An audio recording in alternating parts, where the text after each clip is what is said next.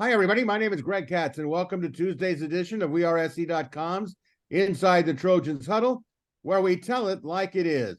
Friends, Inside the Trojans Huddle is a game-like panel discussion that is posted on Tuesdays in the off-season and twice during the regular season. The huddle features WeAreSC columnists, staff writers, and historians. We first start with the pregame show, where we introduce our panel members for this edition of Inside the Trojans Huddle, and then give you the latest USC football news. Let's first meet Tuesday's panelists, a WeAreSC columnist who writes WeAreSC.com's The Monday Morass, Yay or Nay, and Sunday Takeaways. In addition to regular season football and basketball reports, he also hosts his own podcast show entitled Locked On USC. That's Mark Culkin. The editor-in-chief of WeAreSC.com, columnist, national recruiting guru, and a graduate of USC, that's Eric McKinney.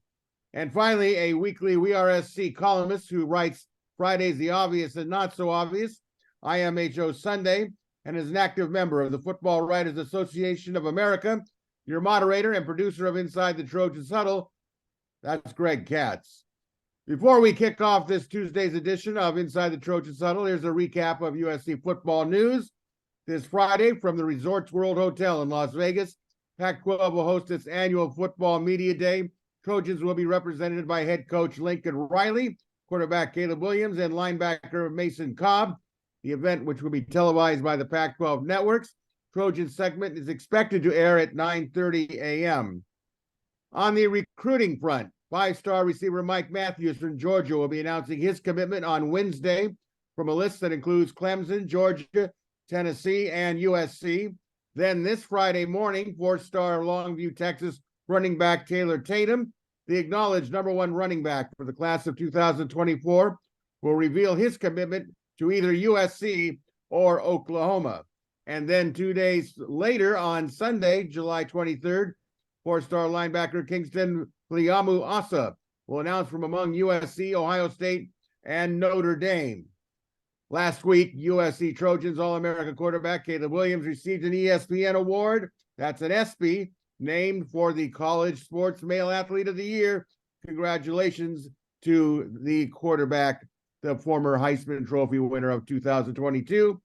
And a reminder that the recruiting division of WeAreSC.com, headed by Scott Schrader, assisted by Marshall Levinson, can be read daily during the week for our premium subscribers. Don't forget to watch the Friday WeAreSC.com video recruiting roundup show with Scott Schrader and his host, Dylan Brazier. Friends, WeAreSC's Inside the Trojans Huddle greatly appreciates your viewer and listenership, and we strongly encourage those of you watching on sites like YouTube to click on the like and red subscribers buttons. It's greatly valued, appreciated, and it is free. You can also listen to Inside the Trojans Huddle on many available podcast sites. And a reminder, WeAreSC.com is offering all WeAreSC premium content for $9.99 monthly or $99.99 for full one-year subscription. You won't want to miss the site that really does tell it like it is and shoot straight with USC and college football fans. All right, we're ready for the opening kickoff of Inside the Trojans Huddle. We start off with panel. In less than 2 weeks, the 2023 Trojans will open training camp on campus. Today's first half of the huddle, we concentrate on the offense. Next week, we'll look at the defense. Panel, let's first start off with a general overall question. How excited are you regarding the overall team, overall expectations? Realistically, we're going to put you on the spot right now. What record do you think the Trojans can end up with at the conclusion of the regular season? Our leadoff hitter, as always, Mark Culkin, your thoughts? So I think everybody is optimistic, especially coming off of what, Lincoln Riley was able to do in less than a year time. I mean, if anybody anticipated 4-8 turning into an 11-win season,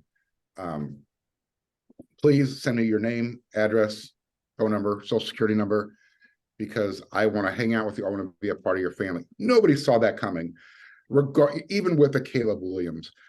And when you really undress it and realize how close the team came to making the playoffs, wow.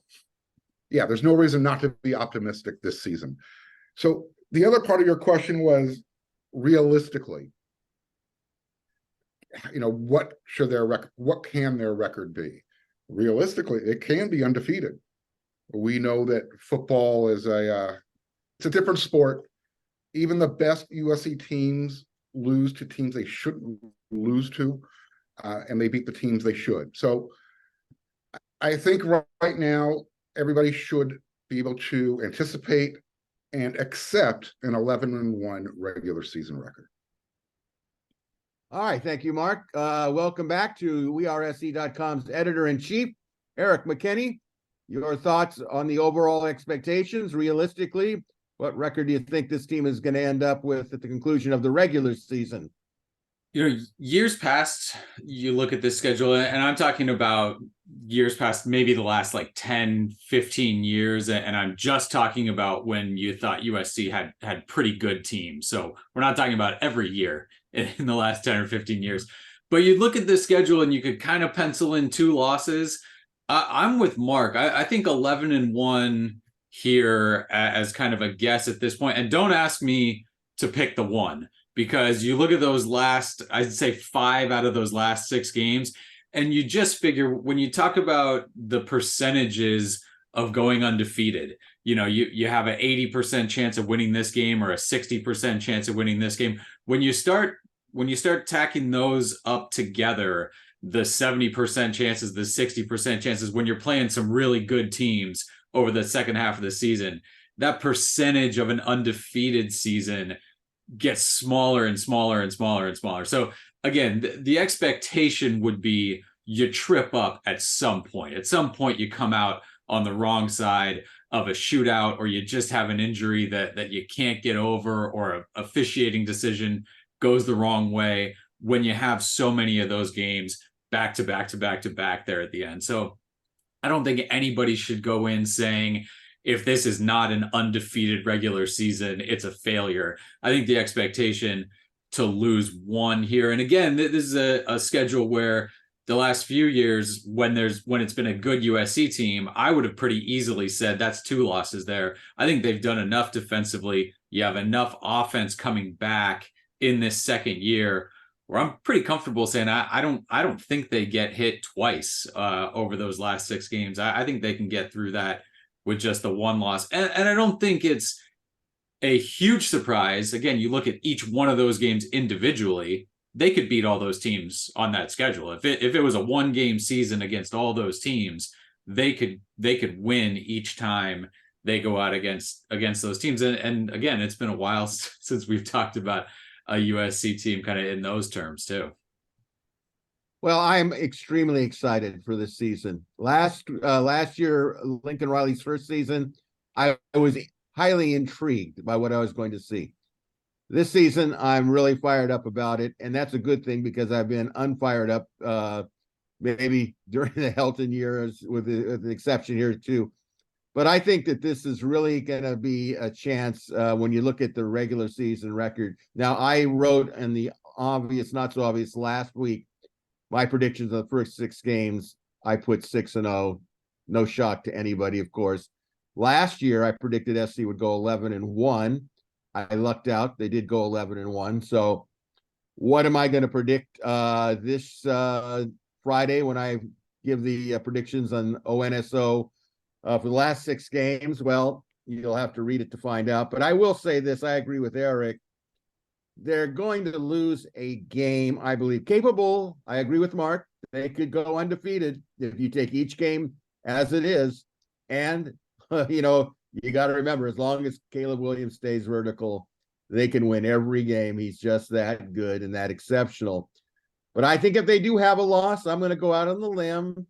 It's a little sneak preview. I don't think it's going to come at home. Washington could be undefeated when they come to SC.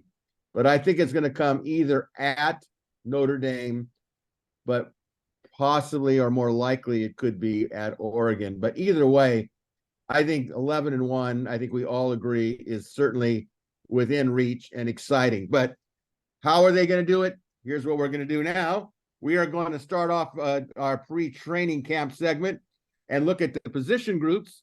A lot of it's pretty self-explanatory. You've known about it, but here we are. We see who's left, who's come, who might be here. So let's start off first of all with the quarterback room.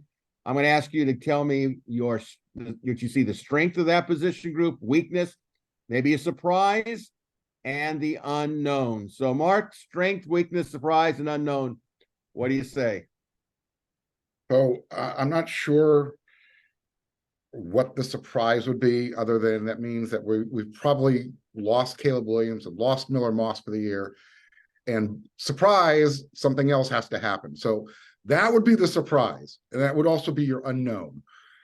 But what's interesting is the strength and the weakness is the same answer. It's Caleb Williams.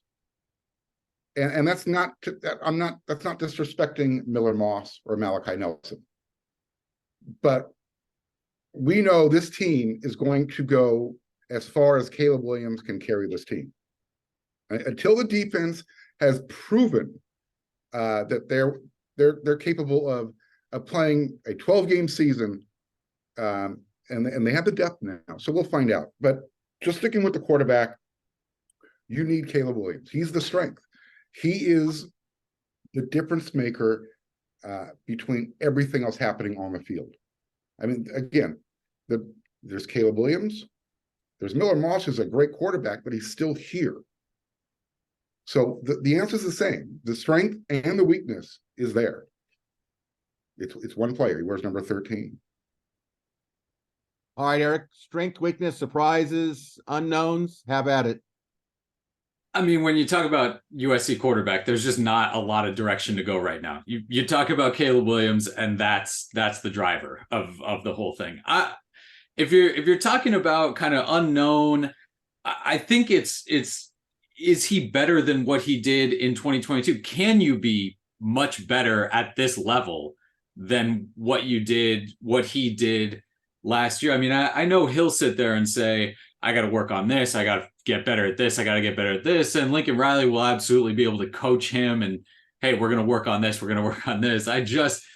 If he gave the exact same performance, you'd kind of be blown away, because it always feels like when a guy breaks out at this level and then comes back, you don't get a lot of like elite best in the country guys who play better. It seems like there's kind of a book out on them, and they come back to earth a little bit. I think it's why there have been a number of Heisman Trophy winners that come back and they just don't win. I mean, you're talking about one guy who's ever done it, and we can talk all day if he deserved either one of those, but it doesn't happen again where you come back and you're clearly the best player in college football again. So that's kind of the unknown. Can he be that guy? Can he be the guy to win a second Heisman and to put up numbers that would be kind of unbelievable based on if he has to play better than what he did last year? And the unknown for USC, again, the weakness at this position is that there's no experience depth. If you have to go to a number 2 for anything real, is Miller Moss ready? You just don't know, because he's taken some snaps, but they've always been, it doesn't really matter what happens here because the game's out of reach. So I would bet on Miller Moss being a pretty competent and talented quarterback if he had to go out there. But what you know about Caleb Williams, you just don't know about any of those other guys. And so that will be, I think, maybe the surprise, the unknown, all of that, how that number 2 battle shakes out, because at the very end of the year, there's going to be no surprise when Caleb Williams is one of the best players in college football, the number 1 pick in the draft.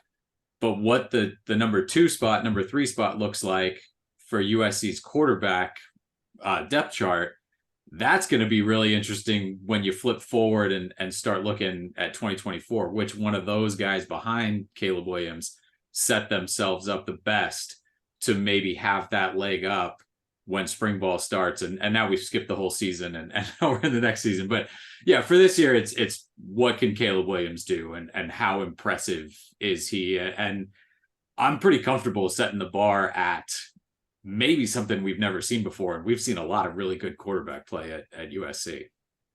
Just to be clear, Eric, you weren't saying that Matt Leinart had a poor second season after he won the Heisman.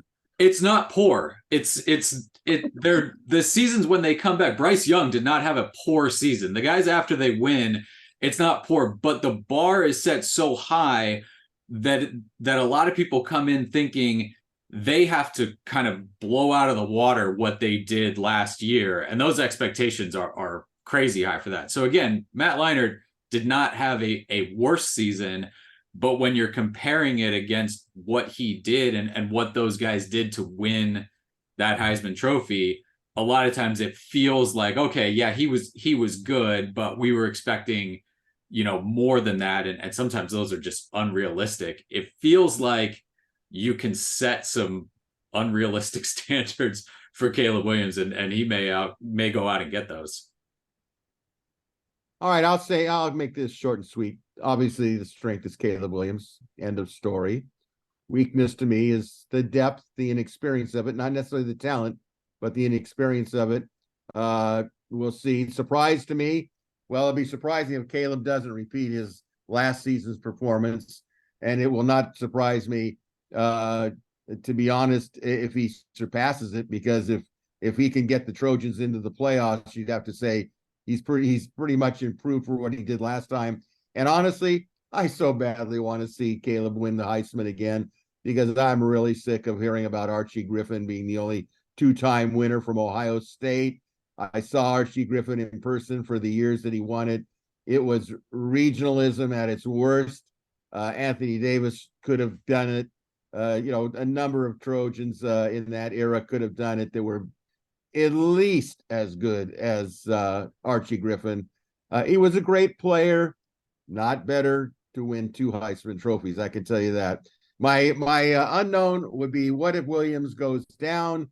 Can USC still win the Pac-12 conference based on the schedule? Washington, Oregon, etc. So that's kind of like my unknown. So let's move on to the running back room. What do you see as the strength, weakness, surprises, and the unknown? Mark, what say you? The strength is the depth and the versatility that Kyle McDonald and Lincoln Riley get to work with. I mean, we saw how valuable Travis Dye was to the team last year, and his value was not just on the field, but it was his locker room presence as well. So you lose that, and you bring in Marshawn Lloyd. Now, I don't know what Marshawn's locker room presence is. I don't think it's the same as Travis Dye's. I'm not saying it's bad, but what you're getting with Marshawn Lloyd is a better running back, at least athletically. We're starting to see some of his training film and what he's doing in the offseason, and I think that's got a lot of Trojan fans pretty excited. And again, you're bringing back Austin Jones, second season now with the program, more experience. He's another locker room guy. So the strength, there's a lot of strength with the running back room. I guess if you want to pick an unknown, maybe it's Darwin Barlow, just because we don't know what he's capable of if he was given first team reps. We know what he's capable of when he plays against UCLA. He was pretty emphatic with his performance last year, so maybe we can see more of that. I don't know if there's a weakness. Again, you have a good balance of experience at the top with Jones and Marshawn Lloyd. You've got Darwin Barlow again right there with experience, and then you've got those 2 freshmen that I know the coaching staff loves. I mean, they're really high on those guys.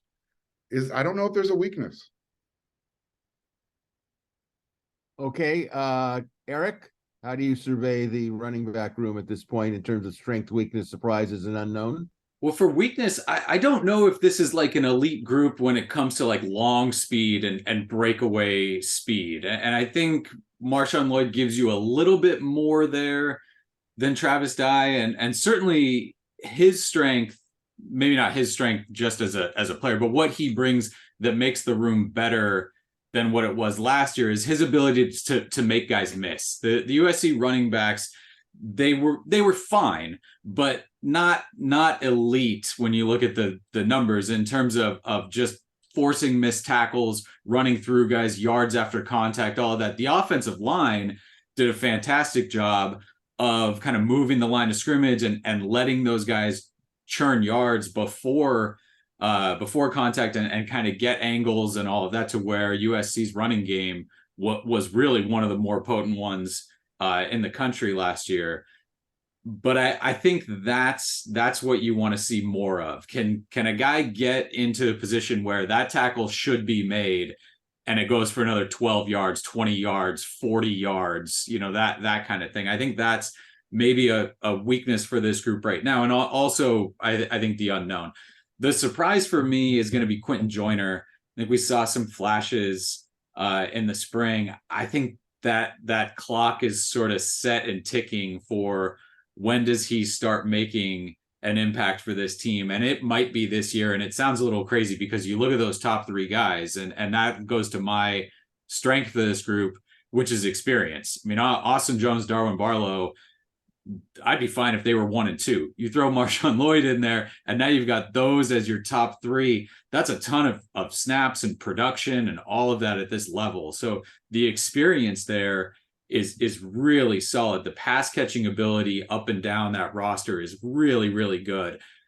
Curious to see, like I said, what kind of breakaway speed there is, how many big plays that group can muster. The longest runs last year, a wide receiver and a quarterback for USC. So where does that come from, kind of from the running back group? And then again, how quickly can Quentin Joyner make it? And Amari Peterson too. I don't want to forget him. Those two freshmen are going to be pretty special. Is there room for them to make an impact this year? But that running back room, I think we'd all agree, as strong as it's been in a while there. This is a really good group. And what's so funny? Go ahead, Mark. I was going to say, Greg, is Eric mentioned they don't have that long speed. We don't even mention Rayleigh Brown at running back anymore. And there's your long speed. There's your top end guy. Yeah, absolutely. I mean, he could be there, right? Who knows where he's going to show up. I think you use him at a couple different places, but I don't think it would shock anybody if he takes a handoff, out of the backfield a few times this year. Well, I see it as this way. The strength, of course, is the depth at running back. It's versatility, diversity, and Austin Jones and South Carolina transfer Marshawn Lloyd. The weakness, it's really a luxury if you have a back that has top end speed, like a Reggie Bush. Very unusual to get that lucky top end speed. But really, I don't see a real weakness at all in this group. Pass blocking is always a challenge. Mark mentioned, a Travis Dye voice in the room. We don't know if one's going to come from the running back position. So the surprises to me will be the positive contribution from Darwin Barlow during the season. I think that UCLA game kind of gave us an idea what he would be capable of doing. He's a load to bring down. He plays hard. And I'm kind of curious. I think he's going to hold off Joyner for as much as he can be, as much as Barlow can be productive. And I think he can be productive. The unknown will be who will be the starting back to start the first half of the season. My gut feeling is it's going to be Austin Jones. When I say start of the season, I mean San Jose State. From there on, it'll be interesting to see who the starting running back is in the second half of the season. I think it's going to come from Austin Jones. Wouldn't shock me if Marshawn Lloyd, in what we've seen the sample sizes of him in the spring. The dude can play. He's fast. The big question to me of unknown, you guys brought it up. Rayleigh Brown, how's he going to be used? Is there room for any of the true freshmen to have an effect? Interesting unknown questions. You talk about an interesting room. Let's move on to the wide receiver room. What do you see as the strength, weakness, surprises? Unknown. We're talking about wide receivers now, Mark Culkin. Mm-hmm. So the strength is you've got a really deep room of wide receivers. This is where Lincoln Riley kind of butters his bread. Quarterback, wide receiver. Get that situated, and he's just going to create a meal out of it. So the strength, again, if the strength is having a really deep room, the opposite is the weakness is how do you keep everybody happy? You got a lot of guys there, and you got one football. So you run a lot of 3 and 4 wide receiver sets, but again, the weakness is making sure that everybody's on the same page and understands, hey, get open, and there's no favorite on this team. it's going to be, I don't know if you're a number one wide receiver, if you're a recruit, where your ego stops at the door, where you say, you know what, I got to look at my stats. I got this NIL deal package that's that might be lingering there. It's a rabbit hole, but it's just such a small weakness that you kind of have to talk about it. And then I guess the unknown is who's going to be the number one receiver out of this group. Is Brennan Rice going to be that guy? Is Dorian Singer going to be able to make the transition? Was he a one-year wonder at Arizona? And is he able to? Can he handle the pressure of playing for USC that's contending for a national championship? So again, strength, depth, weakness. Can Lincoln Riley take all these really highly rated wide receivers and keep them happy? And then the unknown is who is going to ultimately become Caleb's favorite, choice to throw the ball to. Eric? So I agree with a lot of that. The versatility of the group, right? You got big guys, you got little guys, you got fast guys, you got guys who can go up and get the ball, you got guys who are better after the catch. You've got guys, you can put anybody anywhere. If you want to go with 4 gigantic receivers or 4 little quick wide receivers, you can do any mix of anything you want with this group. I think it's important to find a number one guy. I don't think that you're as strong if you just say, oh, we've got 8 really good wide receivers. I think that you're a better group if you have the guy. If you have one guy who is a dominant wide receiver, Jordan Addison on 3rd and 10 or 3rd and 15 or whatever it was the guy, and you knew he was going to be open every single time last year when he was healthy and out on the field. Who's that guy? That's kind of the question. And honestly, I could talk myself into about 4 or 5 different guys at this point. I think the expectation is Dorian Singer comes over and is that Addison guy when USC goes out and gets a transfer portal receiver now. That expectation is 1,000 yards, maybe double-digit touchdowns. I know Addison didn't touch those numbers, but when you look at maybe what he was on the way to accomplishing without the injury, could have gotten to a lot of those.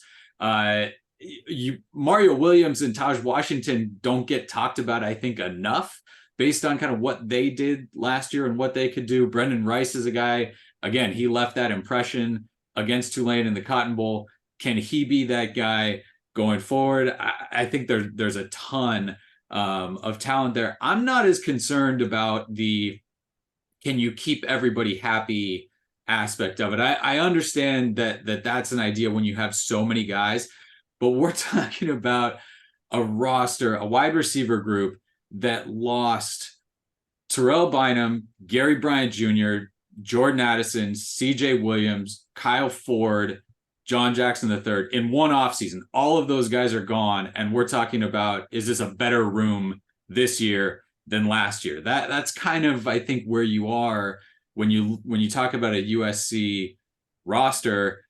The best guys play, they get the stats. If you don't like it, you can go this way and someone else can come in. I think it's just a year-to-year build.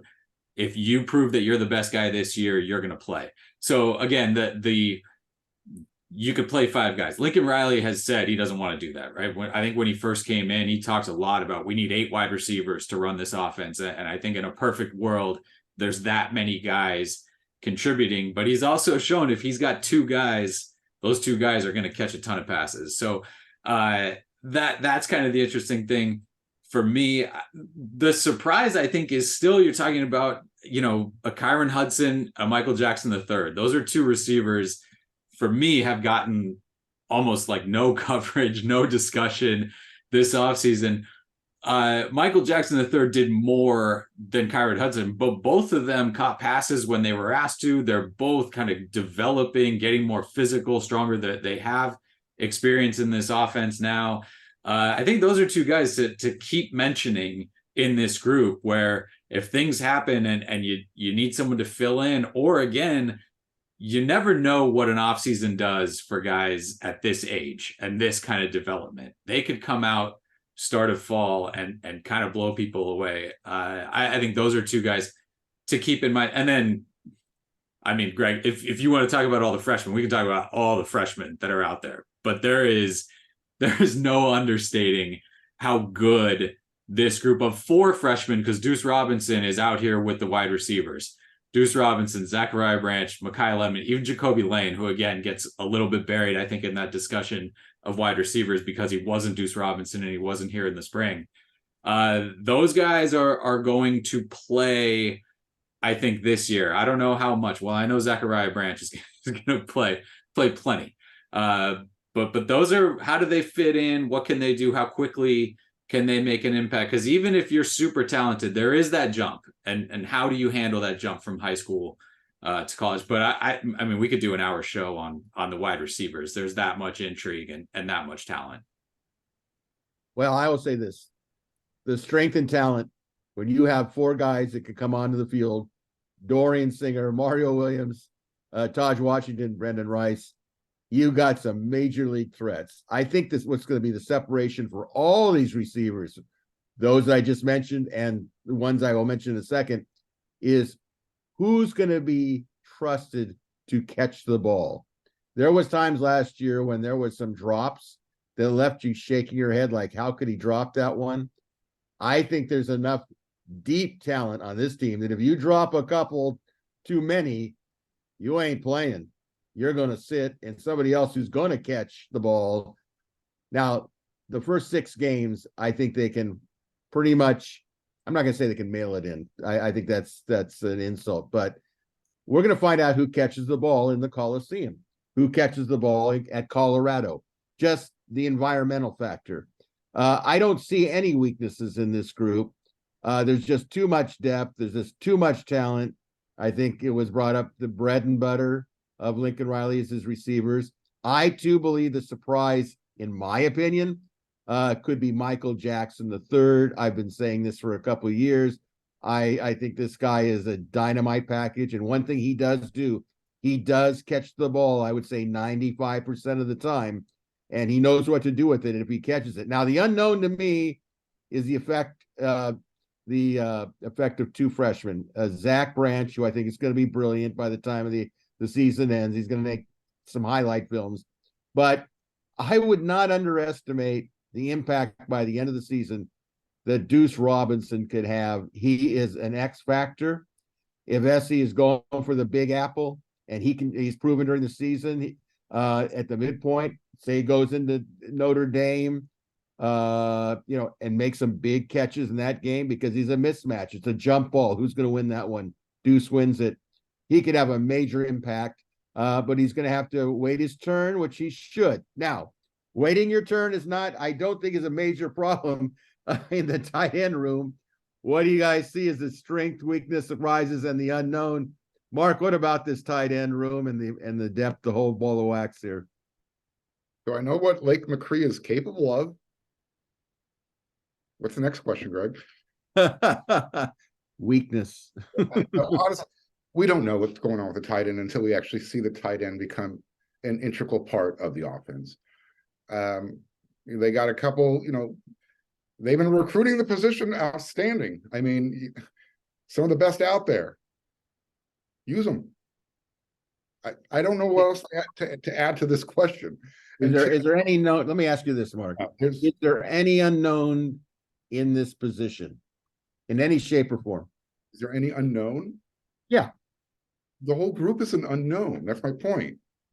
We know what Lake McCree is capable of. We just need to see the group used. And that was the point I was getting to, and you brought that up. Eric, what do you think about this tight end position room, and what kind of strength, weakness, surprise, unknown? What do you see? Yeah, I mean, Lake McCree is a solid starter, and he's going to give you a bunch of snaps.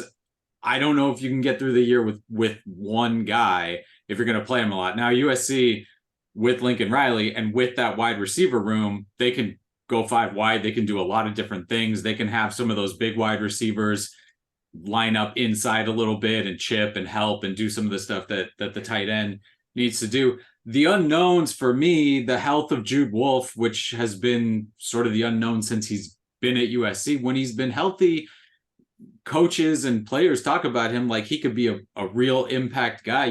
You want him to be able to have that kind of clean bill of health and be able to be out there for any significant amount of time. If he's out there, then those top two, they give you something to work with at that tight end spot. And when Lincoln Riley first got here, Jude Wolf was working at that sort of H-back position that's so important to Riley in this offense. And if he can be that guy, and then you've got two there, I think you're okay. Cade Eldridge is an intriguing guy. I would never expect a true freshman to come in and make a significant impact at that spot. But at this point, you're just kind of listing every single player that has the tight end position next to his name and trying to talk about those guys. So it's not a spot that caught a ton of balls, but 6 touchdown receptions. I mean, from a group that didn't catch a whole lot, you expect them to, Lake McCree, I think especially, to maybe be that red zone weapon for you again. And when you're talking about the whole goal is to put points on the board, someone who can help you down there is still a pretty key part of the offense. Yeah, I think the strength of this group is Lake McCree. I like how he's developed. I like that he's tough as nails. He takes a hit. He's gotten much bigger and stronger. He could be a factor. The weakness, I think, is depth, inexperience with younger players. Surprise to me could be the contribution from converted linebacker Carson Tabaracci. He was there in the spring. Sometimes a guy comes out of nowhere and makes a great contribution. He might be that guy. The unknown, of course, is how will Riley use his tight ends, or will they be just a token option? I agree that Jude Wolf is kind of like the question mark. If he really comes on and he's healthy, as you said, Eric, they like him. The players like him. They respect him. I find Cade Eldridge really intriguing. I've watched a lot of film on him, and he played in multiple positions in high school. And I watched him and said to myself, now this guy could be a great H-back. And I think, judging in the past with Lincoln Riley, I think he likes that type of position. All right. Now the one that everyone wants to talk about, at least has been the focus, the offensive line room. What do you see as the strength, weakness, surprises, the unknown? Mark? So the strength of that room is the versatility. Being able to hit the transfer portal the way that Lincoln Riley and Josh Henson have, you're going to be able to see this. I think you're going to see a seamless transition from last year to this year. You retain the guys that are, you've got Jonah Monheim, Justin Dietich. What's interesting is we know Justin's going to play center.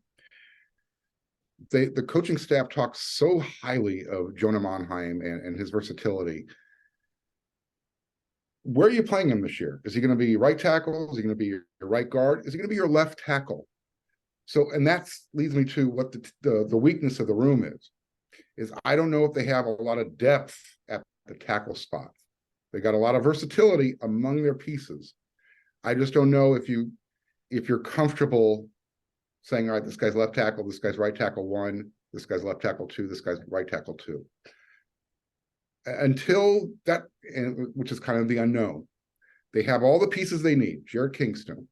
They brought in Emmanuel Pregnon, who looks like a mountain of a man. Is he going to be able to step in and take one of those guard positions? Is he a tackle? So it's a matter of just plugging in the pieces, figuring out where they're going to go. You've got enough guys to get through the season. Are you comfortable? The surprise is who's going to be backup center? Is it going to be Andrew Malek, or are they going to just go ahead and start one of those freshmen? Are they going to take one of those guys and say, it's your turn? Is Malek going to be a guard? There's a lot of versatility with these guys. I think Eric's talked about it. When they do their recruiting, they look for guys who, if you're an interior offensive lineman, can you play center? And then they kind of just spread you out from there, see what you can do. Eric? Yeah, for me, the strength is the starting 5. I think kind of whoever there's the question is Emmanuel Pregnon, does he come in and immediately jump in as a starter? Gino Quinones worked at left guard as the starter. I think whoever you end up with as the starting five, you're pretty comfortable with those guys. It's going to be a lot of snaps. It's going to be a lot of experience at this level. You start with Jared Kingston and Justin Dedich and Jonah Monheim, who are three guys probably in the conversation. We'll find out on Friday at Pac-12 Media Day, probably in that all Pac-12, first team, second team preseason conversation for there. And anytime you're starting with more than half your line in that discussion, that's a pretty good place to start. A question for me is who ends up playing the two guard spots. Jared Kingston was interesting because he played a ton of left guard at Washington State. Then he moved out and played left tackle at Washington State. When he came to USC, the immediate assumption is he's coming to play left tackle. And then Josh Henson stands up and talks about him and immediately says he's a guard body. We like him at guard. And he played right guard the whole time. Emmanuel Pregnon at Wyoming last year played right guard exclusively. So now you've got Kingston, who played left guard at Washington State, but right guard at USC, and Pregnon, who played right guard at Wyoming. Which one of them goes to left? Which one goes to right? So finding those spots, I think, is interesting. Has Michael Tarquin locked down the left tackle? Are you still looking for who's the best guy there? So just kind of fine-tuning who your starting five is, but I think whoever ends up as those five, you're super comfortable with what that looks like. I think a question, the unknown is how many snaps do your starting five take together? Josh Henson talked about before last season, he said, I think it was something like you get like 1 year in 10 or 1 year in 15, where your offensive line is not kind of blown apart at various times and you're looking for backups and having to mix and match. Like there are very few seasons where you get to line your five guys up for the opener and put them out there every single game. So how many times do you get to do that this year? Last year, there was a ton of shuffling and you lost a bunch of key offensive linemen in key spots in big games. So that's the unknown. How often does USC get to rely on that starting five that they've been able to put together? And then for me, Mark mentioned it too.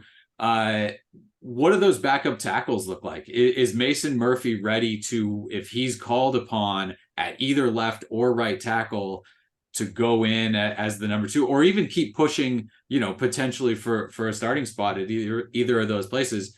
Can he play like a starter? Can he be a guy that is super reliable? We saw him at times last year and as a young guy struggled a bit with some things.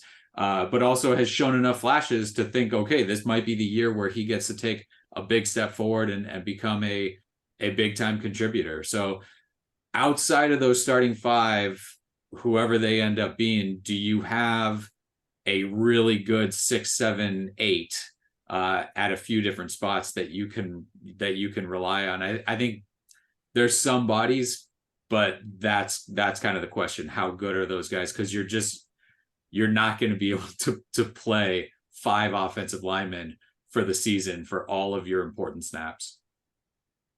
Yeah, I think the strength of this group is the versatility. You have to love having a center like Justin Dedich. He's a leader. He's a spokesperson. He's a person in the locker room as well as on the field. Jonah Monheim, by all accounts, is a major NFL prospect at tackle or guard. And of course, you have to like the physicality of the transfers of Tarquin, Kingston, and Pregnon. Those are big people. Weaknesses, I see the inexperience, which all teams have each year in college football for the most part, as a cohesive unit. That'll work its way out. Of course, the inexperience in depth, with the possible exception of tackle Mason Murphy. They'll see. My big surprise is, and I was kind of actually surprised that one of you didn't mention the name, but from my perspective, the surprise could be true freshman Elijah Page at tackle. I think he's got a bright future. I think he even excelled beyond expectations in spring ball. And if he continues, who knows where he'll be in terms of playing time and down the line. I think the unknown is the combination and quality that will be ready for the second half of the season.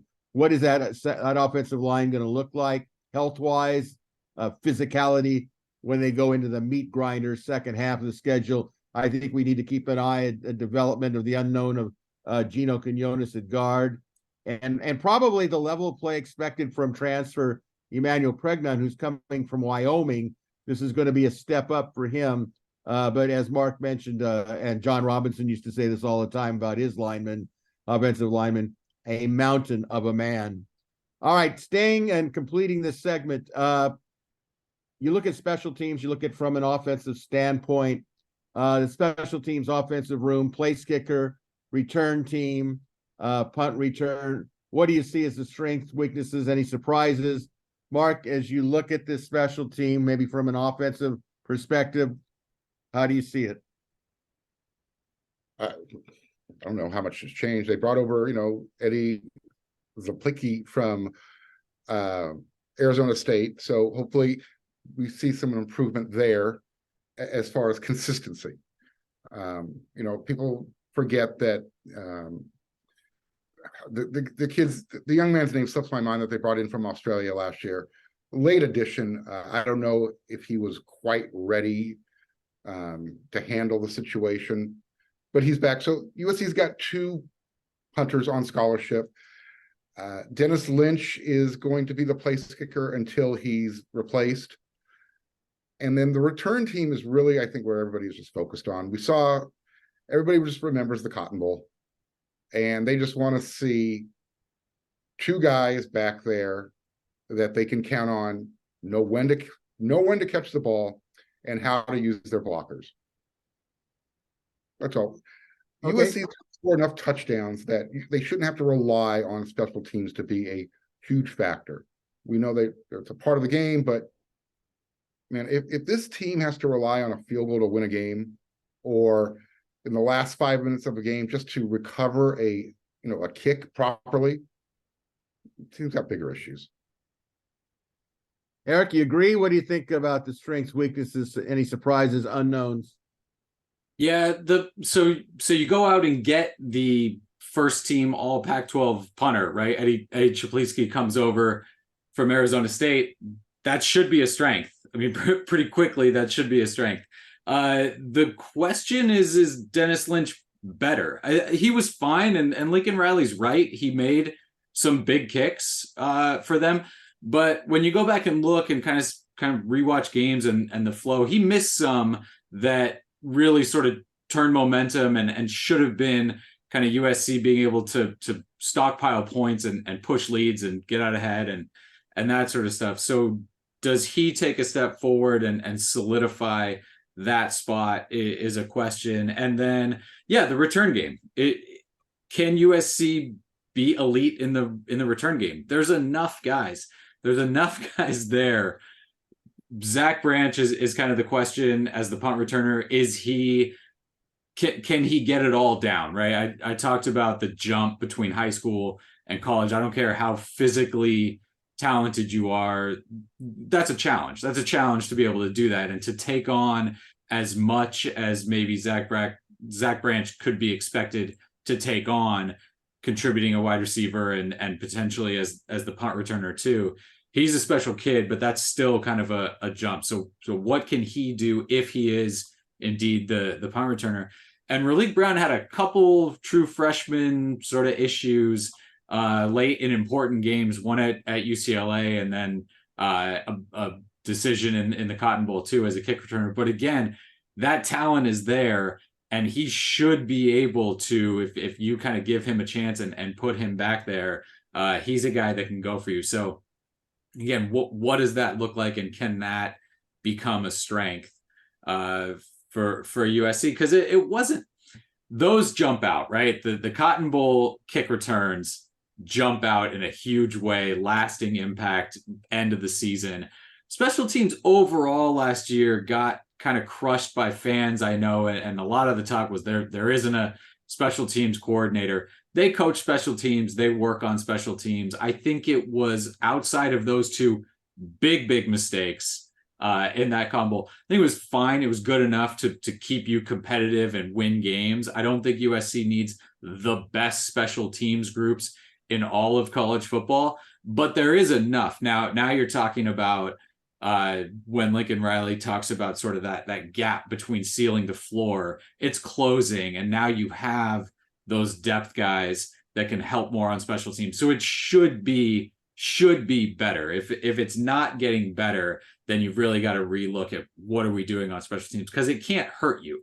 I mean, if you're at USC, you can't put out special teams units that put you in holes and make it tougher to win games. I don't think you need to win games on special teams, but you should be better this year. And that's my expectation. I expect them to be pretty good on special teams.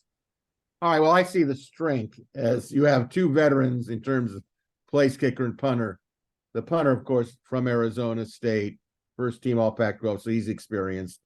There's physical talent to be effective in kickoff and punt returns. I think Zach Branch can be a real difference maker early, if given the opportunity early or down the road. I still say watch out for Michael Jackson III. He could be a special teams factor. The weakness, of course, is a debatable one.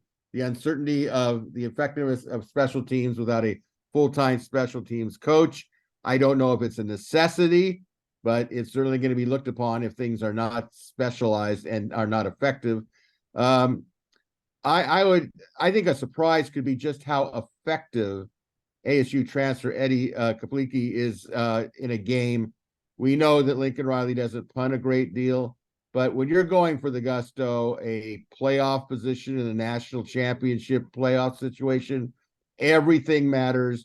Punting will matter. If he only punted 3 times and all 3 changed field position, it matters. The real unknown to me is, can returning place kicker Dennis Lynch make field goals in the clutch? Because he's certainly going to be put in stress situations, especially in the second half of the schedule. I'm going to put confidence that he can do it, but you got to do it at Notre Dame. You got to do it at Oregon. And some of these teams could hang with SC if the SC defense isn't good enough to hold a team like, well, the power teams like a Washington. It could get down to field goals. So I want to know what he's going to be able to do. I hope he does it. When SC has got great teams, they generally have a really good field goal kicker. All right, let's get to some quick hitters here. Just a brief halftime. We're going to continue with our historical first thoughts regarding the Big Ten programs. We're going to go with 2. Panel, what do you think of Maryland football? What do you think of? Or do you not think of anything about Maryland football? I'll start off. Unfortunately, when I think of Maryland athletics, the first thing that comes to mind is ACC basketball and former coach Lefty Driesell. But there are some names that come to mind when I think of Maryland football. I think anybody who's followed football would know the names of Randy White, great defensive lineman from the Dallas Cowboys, quarterback Boomer Esiason, and linebacker Sean Merriman. Who comes to mind for you, or does anybody, Mark? No, I think of just they are the Oregon of the Big Ten as far as uniforms are concerned. They got some wacky looking stuff that they put on Saturdays, from their helmets, their jerseys. Look, fear the turtle. That's it. I care less about Maryland football. Eric? I mean, Stephon Diggs is the name that kind of comes to mind. He's been maybe one of the lone bright spots of the last, I guess, decade for Maryland football. But it's basketball again, another Big Ten program where the first thought is basketball. Probably first 3 thoughts. All right, let's move on to Rutgers football. What do we think of it? What comes to mind? I'll go first. To be perfectly honest with you, I have been on the Rutgers campus twice, but I don't think of football. I just think of New York City and Manhattan, about 45 minutes up the road, going, all right, when SC goes to Rutgers in New Brunswick, you can make a big full week vacation out of it if you want. But the name I think of basically of Rutgers football is Deron Cherry, the 5-time Pro Bowler, and probably defensive tackle Bill Pickell would be another one. Mark, anything strikes you about Rutgers football? I think they got a cool looking mascot. What are they? The Scarlet Knights. Right. Yeah. And I like their colors. Other than that, Greg Schiano coach there, right? Right. Correct. Ooh, I'm 3 for 3. What else? It seems like Rutgers has a really good history of football then. Wow, you're on a hot streak. Eric, what do you think of Rutgers football? The first college football game ever played, Rutgers Princeton. All right. I mean, that's Story and McKinney. That's what they get to hang their hat on. You think I'm old? I was not there. I did not watch it nor cover that game. All right. Well, friends, before we head in the second half of the topics here on the Huddle, again, a reminder, we encourage those of you watching Inside the Trojans Huddle on sites like YouTube to click the like and red subscriber buttons. It's greatly valued. Appreciate it. It's free. And you can also listen to Inside the Trojans Huddle on many available podcast sites. Be sure to check out WeAreSC.com, and we encourage you to be a subscriber. I think you're really going to enjoy it. You'll see Mark Culkin on there, Eric, myself, Chris Arledge, who will return next week. So that takes us into the second half with some interesting questions. Panel, it's been hush-hush when it comes to potential names of candidates for the USC athletic director's position. We haven't heard a great deal, if anything. But I'm going to ask you to name me 2 candidates you think should be considered for the AD job and why. So I think it's appropriate to start with the WeAreSC editor-in-chief, Eric McKinney. Give me a couple of choices here that they should interview.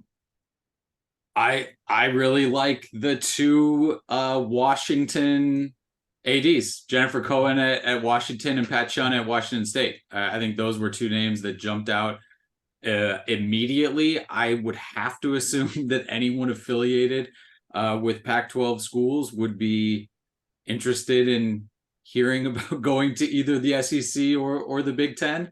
And those are 2 names that have been really successful at those 2 specific spots. Mark, what do you glean for candidates? Yeah, I could have swore we answered this question not too long ago, and because there's been no movement, from the cone of silence, whatever I said weeks ago as my top candidates, I'm sticking with that answer. I honestly, Greg, I haven't dived into this any further. Okay. But could you do me a favor, though? Could you explain to our younger listeners the cone of silence? So, no, see, you're laughing because you know that that's a good question to be explained. YouTube is a great tool. YouTube is a great tool for all of our younger viewers. Go look up the TV show Get Smart, and they had a thing called the cone of silence, which really wasn't silent, but it was their way of pretending that they're talking about top secret stuff without anybody hearing it. So the last time USC went under the cone of silence, Lincoln Riley showed up.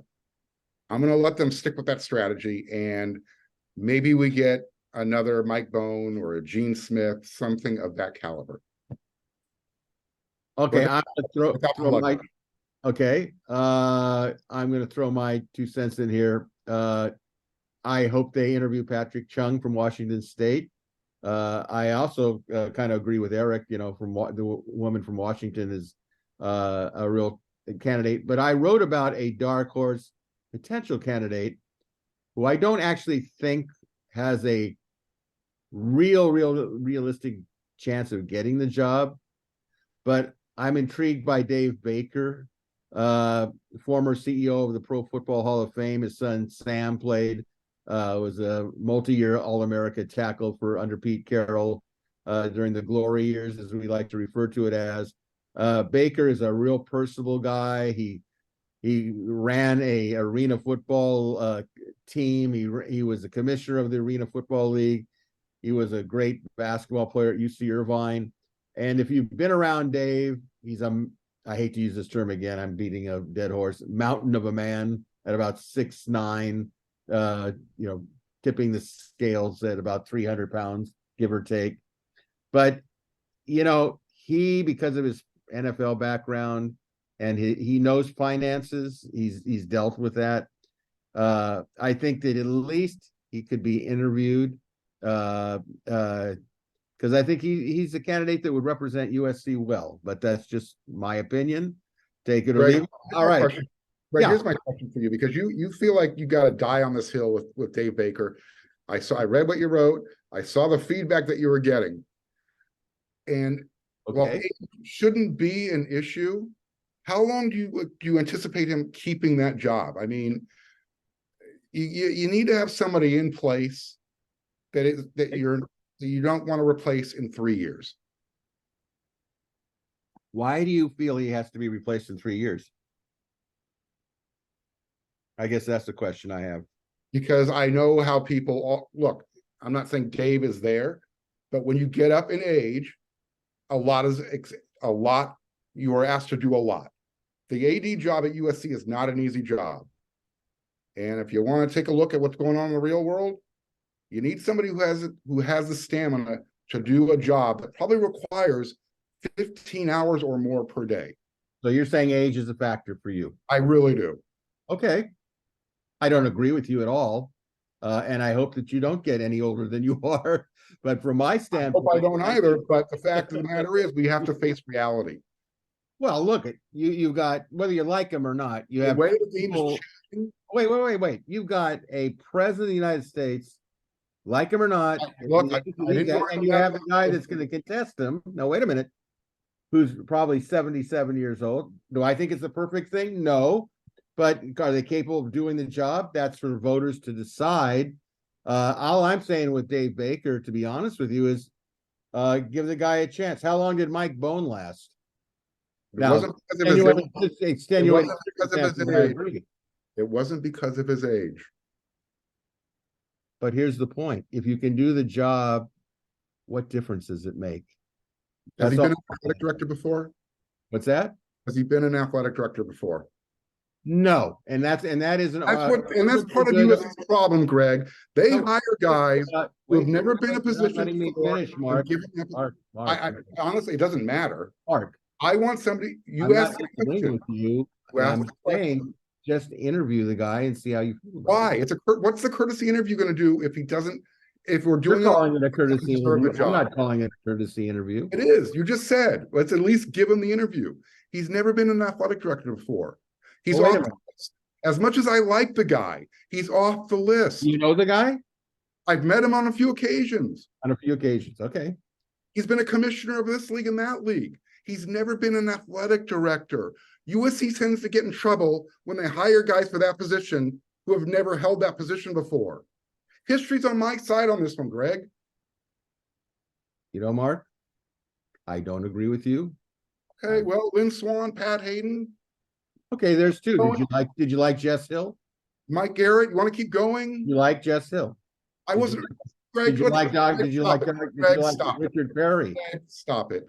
You're being obtuse. I'm giving you legitimate reasons. I'm giving you legitimate reasons in the modern era, and you're taking it to an extreme. That's your perspective. Now, with that, we're going to move on because I don't want to be accused of dragging this on. Panel, the Los Angeles Memorial Coliseum is celebrating its 100th year anniversary, including USC football games. Name your top 5 Coliseum events you have attended in your lifetime. Eric, do you have 5 Coliseum events? USC I think so. Or otherwise, what do you got? I think so. So I'm gonna go. I'm gonna try to do this in order. So 2003. This is not a USC football game. Manchester United did a tour of the US and played at the Coliseum. Going to that game was super interesting to see kind of who came out. They played Club America, a Mexican team, and that was really interesting to watch that kind of sporting event at the Coliseum where I had not seen a soccer game before. Another one is 2010. DeAnthony Thomas and Crenshaw played for the city championship there, and this was when it was DeAnthony Thomas, USC commit and potential future USC legend, DeAnthony Thomas, and he put on quite a show there in that game. That was a fun one to be at. And then the next three are USC football games. The 2001 game, USC beating UCLA 27-0. I was a freshman that year, sitting first row. It was kind of a lottery how you got tickets at that point. Had phenomenal seats for it. Got to watch that one, which I think is, that 27-0 game. A lot of people talk about it as sort of being that turning point. Here we go. This is what this was going to be. I don't know if anyone expected quite that run that came after that, but again, that game was cathartic, I know, to a lot of USC fans. Another one, I'm going to say USC Notre Dame in 2002, where Carson Palmer won the Heisman Trophy. I think we all kind of assumed at that point, and that's number 6 USC against number 7 Notre Dame for that one. Phenomenal atmosphere, great game if you're a USC fan to watch there. And then the USC, when Utah comes to the Coliseum, 2015, number 3 Utah, that's the Cam Smith 3 interception game, 1 return for a touchdown. That, again, talking about kind of atmosphere and all of that, one of those bright spots in a decade of not a ton of bright spots. So for me, those are the 5 Coliseum events. Very good. Mark? Yeah. Eric, you mentioned a few of the games. The USC Cal football game 2004, outstanding. You mentioned 27-0. Again, that was, for me, that was the real turning point that USC was done with the doldrums and heading off in the right direction, despite them losing their bowl game later that year. Outside of USC football games, Lakers celebrating their championship with Kobe. I don't know if the Coliseum was sold out, but it was pretty close. I mean, a lot of people in that place.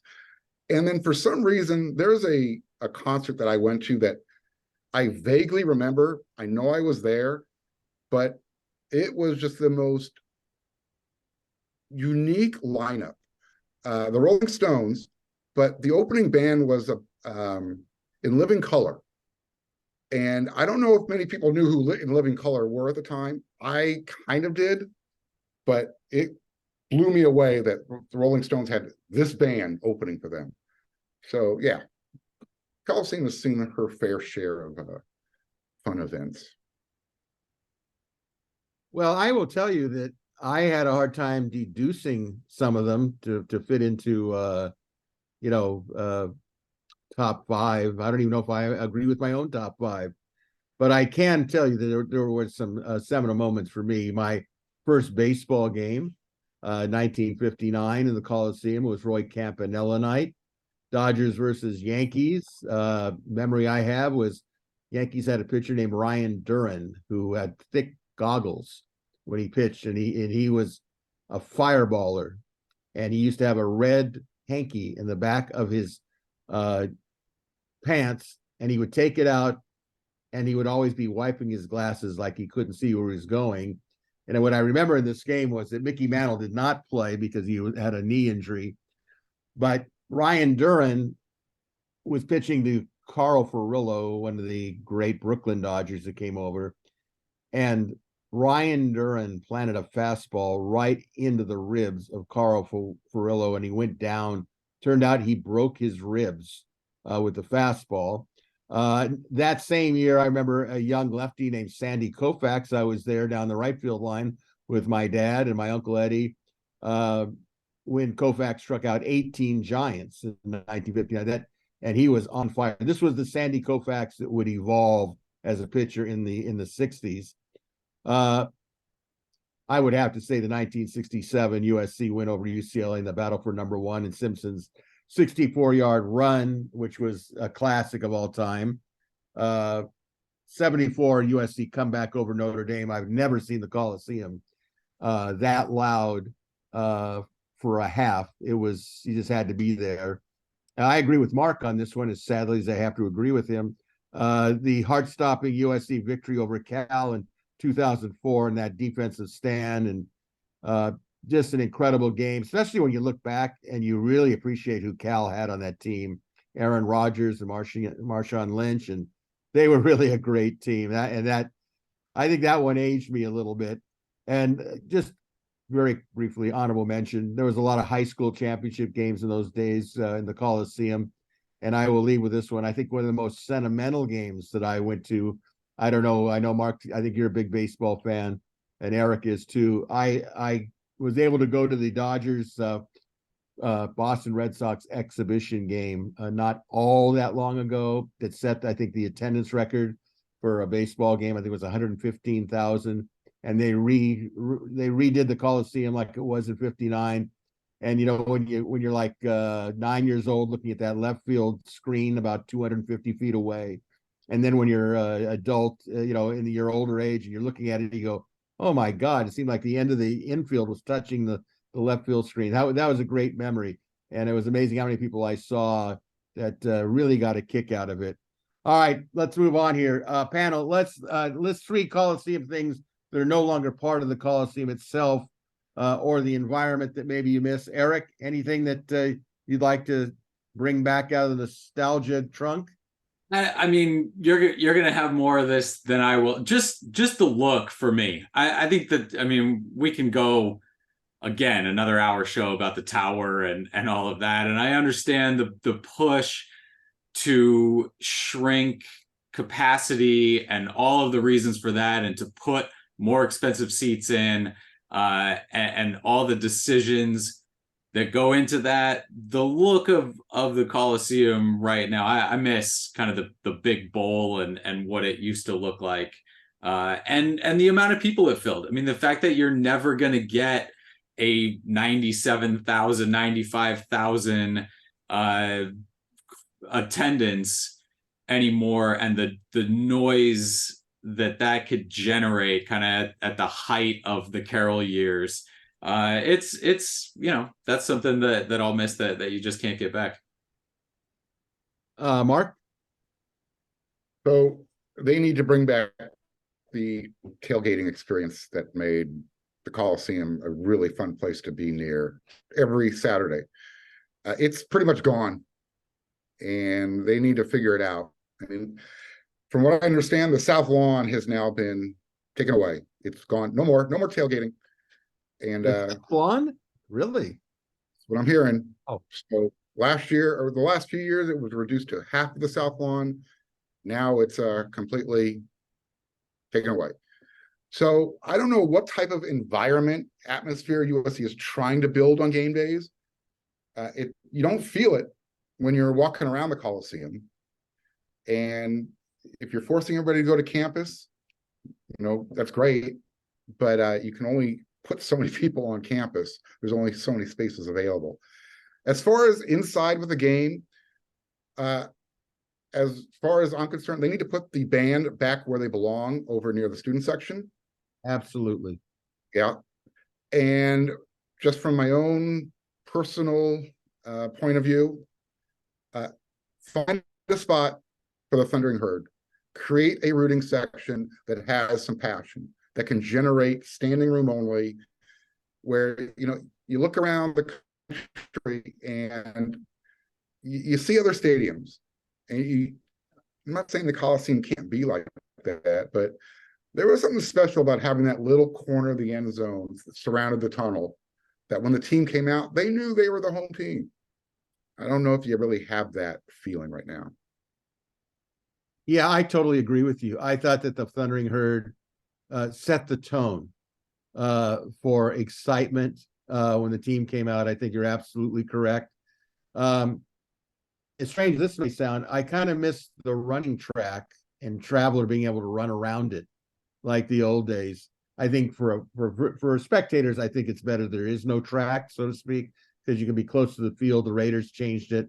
I understand it. I agree with it, but I do miss that type of ambiance. I miss one of the things that I found that I missed was in the old days, the LA Times would have guys selling the paper, and on the front page, it would have the starting lineups of both teams in big print, rosters running down both sides of the front page, and a big picture of a couple of USC stars.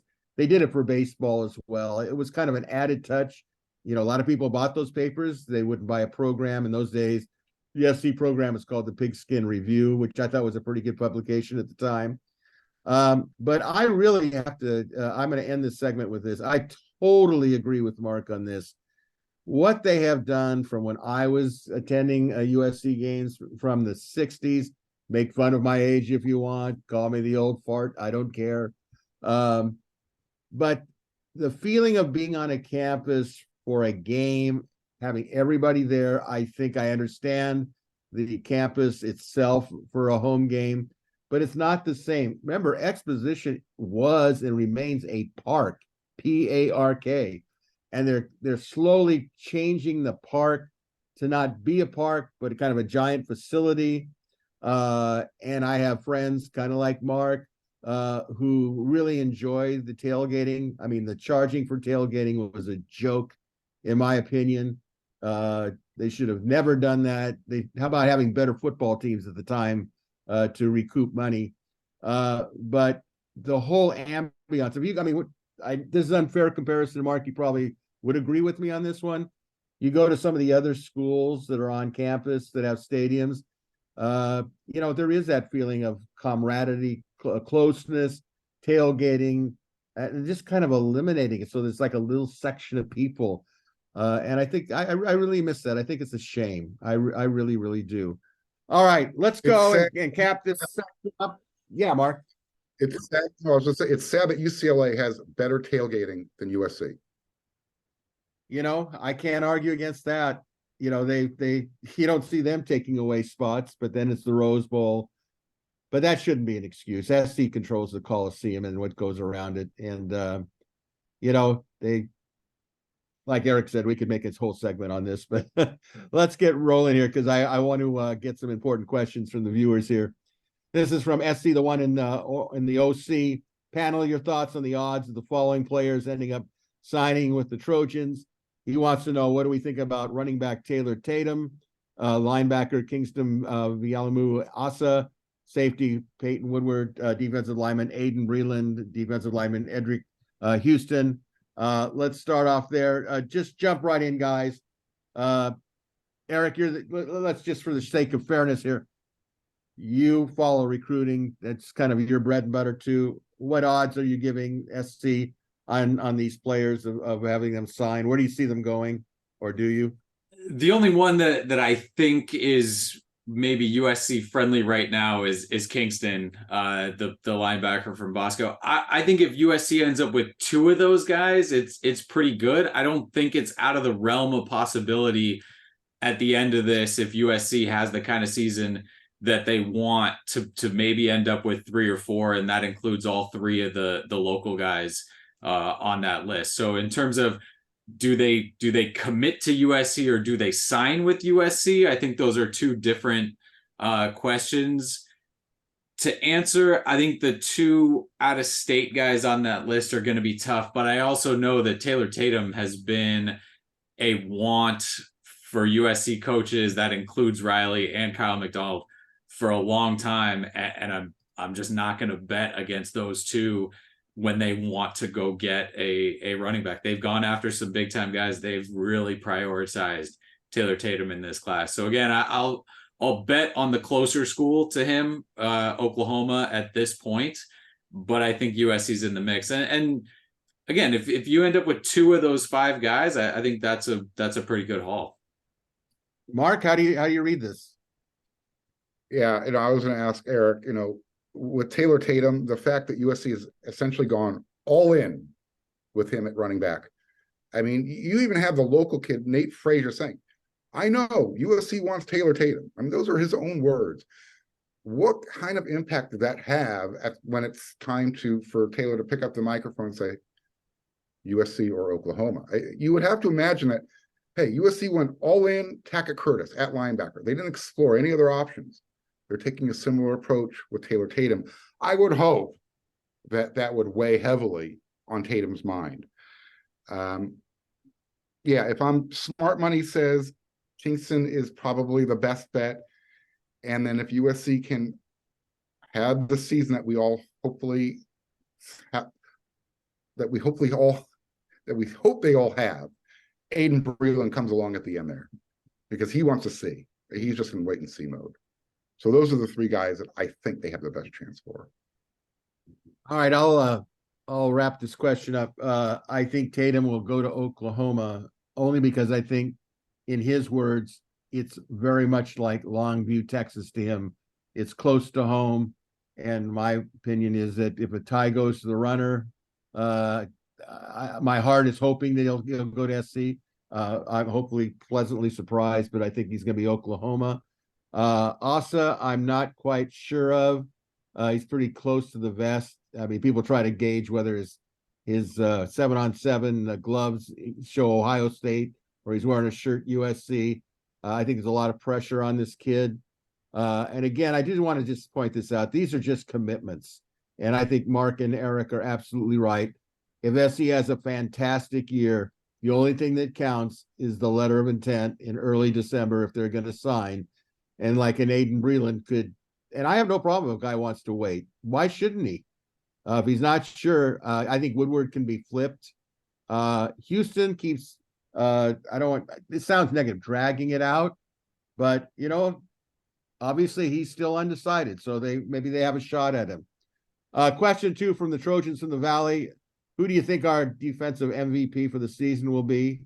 Who do you guys think it'll be? I'm going to throw Mason Cobb's name out there. I think he has a good chance to lead the team in tackles, run stops, all of that kind of stuff. But I think there's the opening for whoever takes on the Thule role of that sack leader for the team, which I don't think will be Cobb. I think it'll be, obviously somebody up front. My hope is that we're talking about a rush end with double-digit sacks, some forced fumbles, and some major impact plays. Maybe it's Anthony Lucas. Maybe it's a guy. Romello Height has kind of flown under the radar. Jamil Muhammad in that role too. So I think it's, again, I feel the most comfortable saying Mason Cobb has the biggest impact on just kind of play-to-play, recording stops, keeping the defense in a good position in terms of not giving up 5.5 yards per run. I will echo what Eric said. I think it's going to be Mason Cobb. Mark? I'm going to go with Eric Gentry. I got nothing against Cobb, but I'm just going to play contrarian here. I think Eric wants to prove that last year the defense could have been better if he was on the field all the time. And let's be honest, he brings a unique skill set to the field that can also play that rush end position in certain packages. So who knows? All right, question 3 from Jerry in Monrovia, California. Has there been an official date set for Salute to Troy? August 18th? August 18th. I think I saw that in a Twitter from the band site, so I assume that's official. My only hope was that I wish they could open it up to the public, but better to have it than not have it at all. The media. What's that? The media, too. Yeah, that would be nice. It certainly would be nice. All right, so there you have it, August 18th. I think that's a Friday, right? It's supposed to be, I think, on the new name of the track stadium. Allison, what's her name? Felix, thank you. Question 4 from Romy in Huntington Beach, California. We'll wrap this up. This will be close to Mark's heart because he wrote about it. Should USC proceed to place Reggie Bush's trophy in the hall, Heritage Hall, I believe is what he's referring to, without concern of the recourses that may occur? If so, who would be the offended group? Do we foresee any negative reactions from inside USC? Mark, since you did write on this, can you just kind of give us an overview on how you feel about this? they should put it back yesterday. I mean, the NCAA has shown that what are they going to do to a program that commits 18 level 1 major violations? They're not going to give you a bowl ban. They're going to fine you. So if the NCAA wants to be vindictive and take it out on USC again for putting up a statue in their trophy case, I have a feeling that there would be a GoFundMe page started yesterday willing to pay that fine for USC. This is a non-issue. This is a hill I will die. I will plant the flag on and die. The previous athletic director said they were working on it. So whomever gets the next position at USC, that's their first executive order. Go open up the basement, dust it off, put it back in the number 7 slot where it belongs. Eric, any thoughts?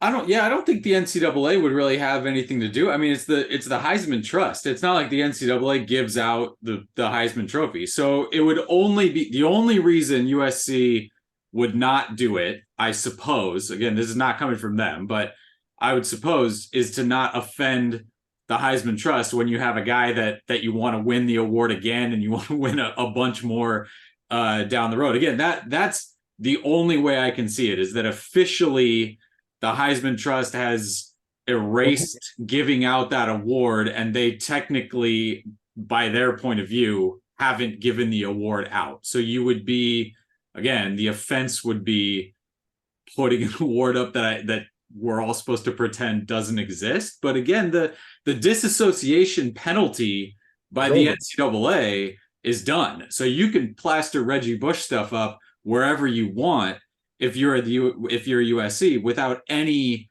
kind of penalty. So again, if you're going to sort of offhand remark, yeah, we have 8, this is the 8th, and USC still, it's interesting how they sort of toe that line between 7th official and 8th Heisman Trophy and all of that sort of stuff. But that's the only reason that I can think of that you wouldn't put it up. But if it's me, there's Reggie Bush stuff up everywhere. So I don't care. I don't care if anybody is upset or whatever if they put it up. You want it and you have it, put it up. Yeah, well, Eric, at Caleb's Heisman ceremony, they talked about USC's 8th Heisman Trophy. So the Heisman Trust can't get, they can't hoist themselves by that petard and say, no, you can't do it. And it wasn't the Heisman Trust also said once the NCAA reinstates the record books, then everything would be okay. They'd have the NCAA would have to go back and find that Reggie Bush was eligible, which I don't think they're going to do, because then they would have to do it. They'd have to do it for everybody, which again, I'm fine if they, yes, if it happened on the field, it happened on the field, and that's it. Anybody who knows anything about college football or covers college football without an axe to grind is absolutely fine, considering Reggie Bush is the Heisman Trophy winner and won it on the field for USC. I understand he wasn't following the rules at the time, and so he shouldn't be eligible, all of that kind of conversation. But nobody, I think, with a voice, a loud national voice, would be up in arms over how dare USC put this statue back up for a guy who won it and did his time, right? Did his 10 years, which is, and when you talk about the Tennessee thing, honestly, I'm okay with it, right? The big problem with the USC penalties were that they were insanely harsh. And so I don't need them to be insanely harsh over and over and over and over and over.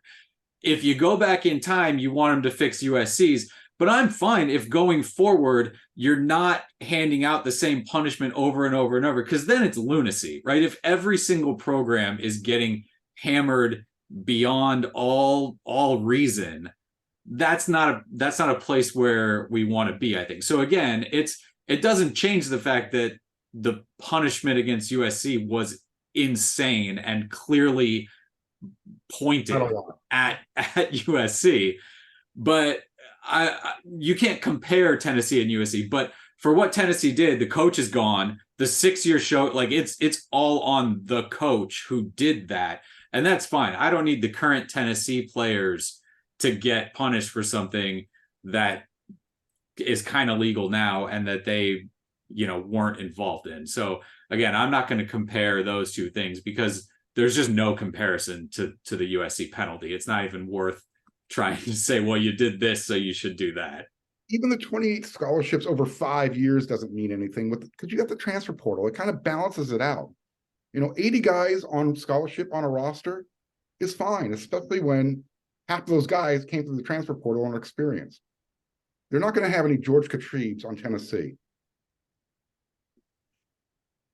Well, I will just say this. I think I've pretty much said what I could say on this subject, but now that you see things, hindsight, SC was crucified at the time, seeing what Ohio State got away with. All these schools that stood up, said we're going to do a lawsuit, Penn State, all of them. Miami was gangster. I think that Reggie deserves some reconsideration on the trophy. He should get it back. The only thing I do still believe in, and people don't want to agree with me, that's fine. I just would like him to recognize that at the time he made some mistakes, or his family made mistakes, and he would like to apologize publicly. He may not do it. I understand that. I don't know what the legality of it is, but that's all I'm asking. And I think he would set a nice example to say, look, if I make a mistake, I say I'm sorry and let's move on. I have no problem if they put his jersey up in the Coliseum. For another discussion, I wish they put Ronnie Lott's jersey up there somewhere, and not just restricted to just, Heisman Trophy winners. But, this is something that as we look back from when this all took place to what the NCAA is today, I think it can be worked out if people want to make it work out. And I think Reggie has to also take some responsibility on helping it work out to the best of his satisfaction. But look, at this point in time, it's a different college football landscape. But I think that they can do a little mop-up work here and then just give him his trophy back, and be that as it may. So, all right. A reminder again, if you have a question or comments for our panel, go to the WeAreSC members message board, click on the thread that pertains to Inside the Trojans Huddle, or listeners. And a final reminder, if you did enjoy Inside the Trojans Huddle, please click on the like and red subscriber buttons. We greatly appreciate your support. Be sure to check out WeAreSC.com. Invite you to become a subscriber. That'll do it for Tuesday's edition of Inside the Trojans Huddle. Until next Tuesday, we'll take a look at the defense as training camp is going to roll in that week. A big thank you again to our great panelists, Mark Culkin and Eric McKinney. And a special big thank you to all of you for watching or listening to Inside the Trojans Huddle. Have yourself a great week. So until next Tuesday, this is your moderator, Greg Katz, reminding you all to fight on, everybody.